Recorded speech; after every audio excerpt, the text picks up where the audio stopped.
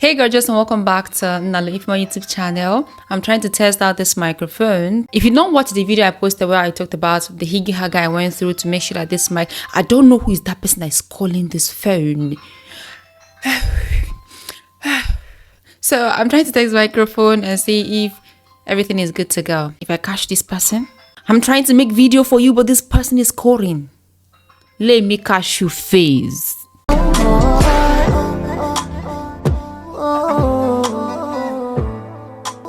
To even start with, you can't do life without God. Take it or leave it.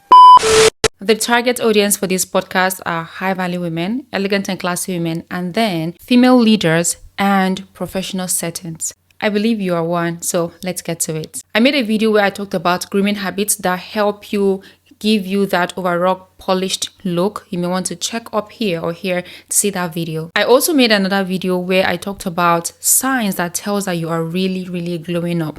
Some of the things you think are it are not it, so you certainly should also check up here to see that video. Super important. Add them to your playlist, add them to your watch later, and watch them after watching this video. So in today's podcast, I will be talking about communication blunders that makes you look, that rubs off elegance, like that rubs you off elegance, that makes you look unprofessional, makes you look a bit tacky, makes you look as though you don't know what you're doing while you actually know what you're doing, and somehow makes other people look as though they are way better qualified people than you are, even when it is obvious that you have way more qualities than these people, but just because of these communication blunders that you have been involved with, you always miss out on things. I used to struggle with some of the things that I'll be sharing with you today, and I still struggle with like a very few of them, which I've made massive improvement on. Just for the records, these communication blunders I'll be talking about in today's podcast were called from the book Executive Presence by Silva and Hewlett after I attended the masterclass organized by Lady Bodam. She's someone I follow a lot, and she has quite inspired me a lot when it comes to our femininity journey and paying very close attention to my embodying executive presence. So one thing you're going to be doing for me in this particular video is check out which one are you struggling with. Let me know in the comment section which one did you struggle with that you have finally overcome.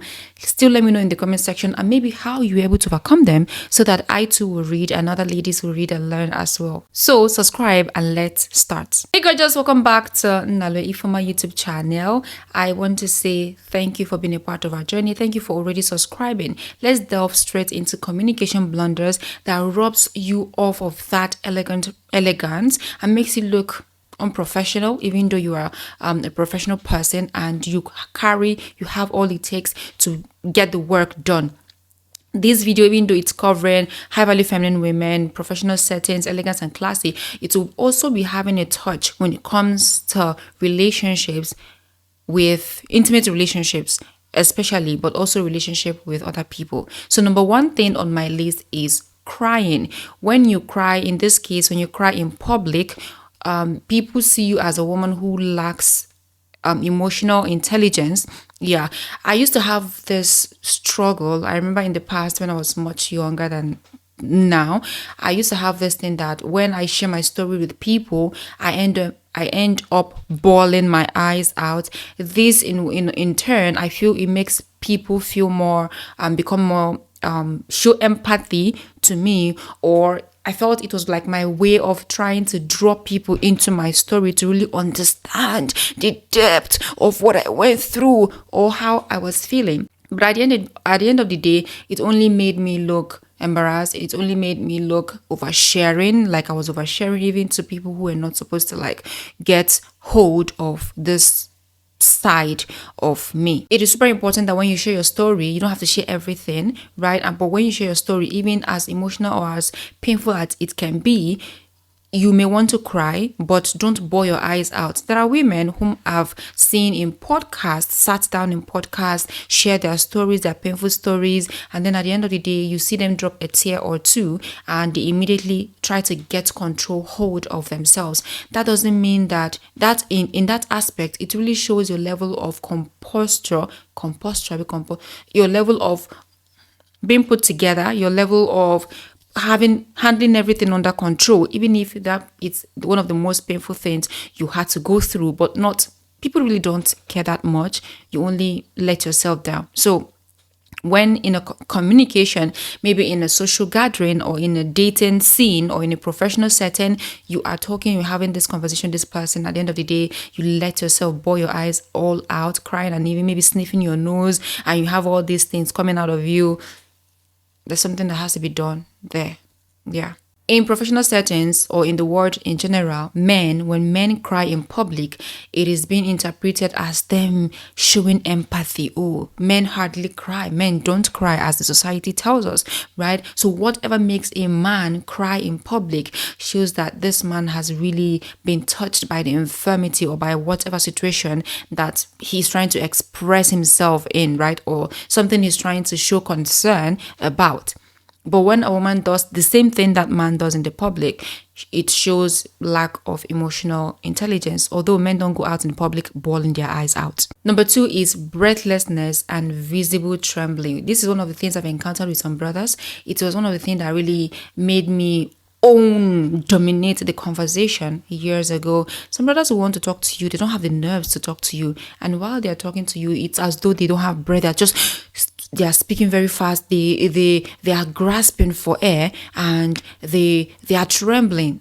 It shows that something is wrong with this person. If it is in a professional setting and you're speaking, you're trembling, there's breathlessness in your conversation or in what you're sharing, it goes a long way to tell the people you're talking to, very intelligent people, that you are not well prepared for that presentation or for that speech or for that talk. Some people experience or have stage fright, yes, but it's actually something you can work on. There's nothing we can learn. No one is an island of knowledge. No one is perfect, but it's something we can actually learn on the go. Yes, you just have to learn about it. And hey, this is an opportunity for you through this video to learn that, when you become breathless, when you show that nervousness while talking and you're trembling, it is a sign of communication blunder. Number 3, constant device check. You are always on your phone. Let's just take a dating scenario, maybe a dinner date with somebody, and you're having a conversation, this person is on their phone. Or let's talk about married couple who are trying to have us time, and the husband is always on his phone, or the wife is always on her phone, or both of you are trying to trash out a misunderstanding, something that is a tension in the marriage, and the person you're talking to at that moment, so instead of giving you their 100% attention or focus, they are on their phone. It goes along with, that's a communication blunder. It tells you that this person is really not interested in what you're saying. And if you are in a meeting or you are giving a speech or a talk and your phone is ringing, you're always checking on your phone, that's a problem. Number 4 is rambling and redundant. You cannot hold a conversation. You cannot explain or make clear your thoughts. You cannot make it clear. You're always rambling, picking up from here and there. There's no coordination. It tells the person you're having that conversation with, or the people around you on that table, that you were ill prepared. Even if you're very well prepared, but you still see yourself rambling here and there, picking up here and there, you are redundant in your conversation. That is a communication blunder. Click the subscribe button and subscribe. Number 5 on the list is high-pitched or shrill. In a situation where I have this person that whenever we get to see, we don't always talk, we don't always see, but whenever we get to see, I notice that he speaks with a very high tone. He's always at the top of his voice, at the top of his lungs, that everybody downstairs can hear his voice. And in a way, he began to influence me. So subconsciously influencing me, that while I'm talking with him, we can be in close proximity, and I see myself shouting, simply because I'm trying to make a point. I'm trying to drive a point home. Something that I could have shared talking like this, but I see myself shouting, screaming, being yelling at the top of my lungs. And sometimes I get hold of myself. When I get hold of myself, it will be as though there is a pause, a sudden abrupt pause to my conversation. So it's something I am still currently struggling with. So one of the things I'm doing is I am beginning to see, anytime I have conversations with him or I meet with him, I see it as an avenue for me to test my composure, for me to control myself. Because whenever you scream in a conversation, it tells that you're under pressure. It depicts you being under pressure. It depicts that you're uncoordinated. It also tells this unhealthy desire to prove a point.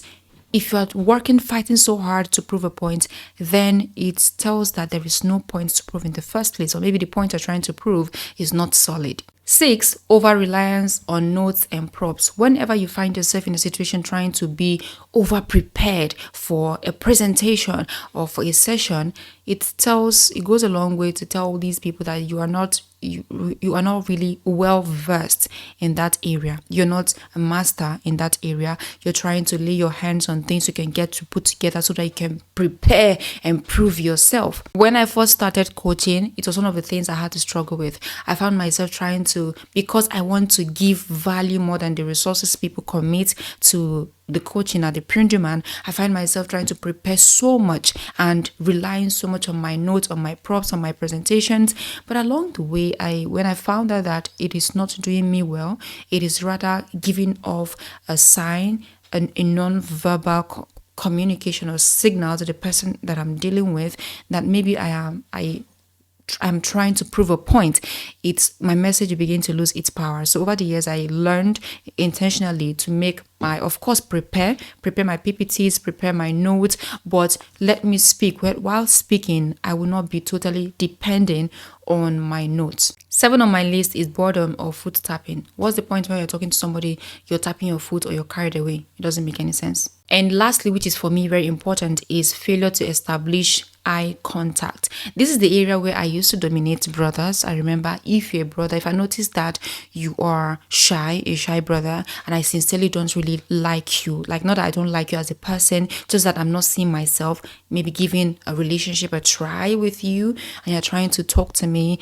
this is what I do. In the past anyways, I give you this very intimidating eye contact. I look straight into your eyes, and a lot of brothers just lose composure because in the first place, you're trying your best to have the nerves to come to talk to me, and now you're trying to talk to me and I'm giving you that gaze, that stare, that eye contact. It went from being a genuine eye contact to being a stare.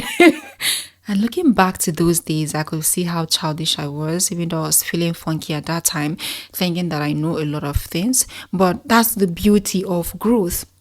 We get to grow every day. We get to evolve from our lower versions to our higher versions. The version of me that worked for me in my 20s will not be working for me in my 30s now. But because I already have that knowledge in 20s, now it is an improving session. It is like an evolving for me. So in order for you to establish a genuine connection and to let people know that maybe you're not lying to them because you're trying to sell a contract, a business with them, or you're trying to sell an investment to them and you're not lying, you need to establish that genuine eye contact, not in a gazing, staring way, but in a way that tells this person that your attention and focus is here. You're not being distracted by your phone.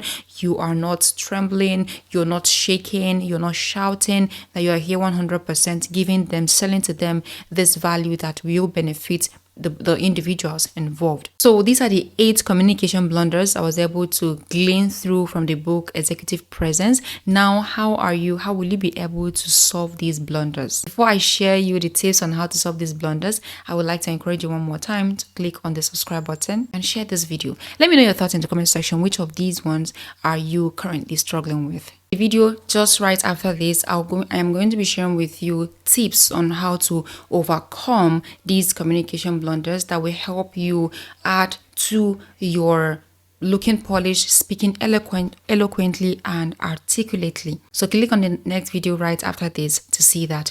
Don't forget to subscribe, share, comment in the comment section, and in the next video where I'll be giving you these tips on how to overcome it, attached to the video will also be a PDF file that will help you, just in case you want to download the PDF version of it. You would like to see it there. See you in my next video.